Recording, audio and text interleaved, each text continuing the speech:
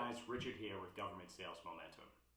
If you're a small business owner and you are not selling your product or service to the US government, you're missing out on 6, 7, 8-figure sales every year. The US government is the single biggest purchaser of goods and services on the planet.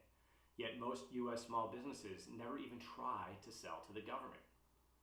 So in this video, I'm going to go over the 3 things that you need to consider in order to start selling to government agencies now.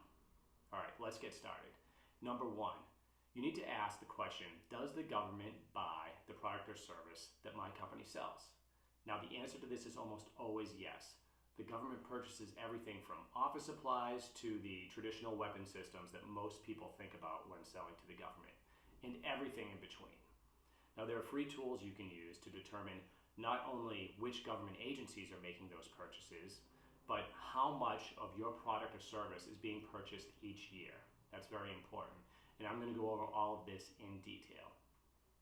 So once we determine that the government's buying what you're selling, the next thing we need to do is register your company to sell to the government. Now there's a registration and certification process involved with this, but the big thing I want you to take away is that 23% of all sales, all federal sales, are reserved for small businesses. And what this means is that if there's an opportunity set aside for small business only, that means the big companies can't compete against you. So you should be competing for these. And then further, if you're a woman-owned small business, if you're a veteran-owned small business, minority-owned small business, there's a certification process where you can declare yourself as one of those what we call set-asides. And then there's a certain percentage of contracts that are further set aside for companies with that designation. So we're going to go over all of this, but in essence, that's going to help you be competitive on proposals to have those type of set-asides.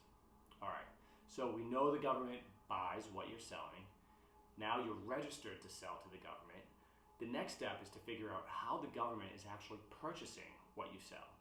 So the government has several different types of what we call contract vehicles. And depending on what you sell, you can target those contract vehicles and apply to be on them or compete to be on them. So the government has a way to buy your product or service. In some cases, companies sell a product that doesn't require a contract. Those are called direct sales. And we simply would set up your website to accept government purchase cards. But no matter how the government buys what you're selling, you need to determine what those mechanisms are. And then you need to make sure that your company can adhere to those. All right, so there's a lot of detail that goes into what we just talked about. And I've set up a webinar that you can register at, and you'll see the registration link on this video. I would register for the webinar. Even if it doesn't fit your schedule and you're interested in the subject matter, register, and then I will send you a recording of the video if you don't attend. But I urge you to attend because I'll answer questions. This will be live. I'll be presenting the webinar, and I'll answer questions throughout the entire process. Okay, I've taken up enough of your time. I hope to see you at the webinar, and good luck.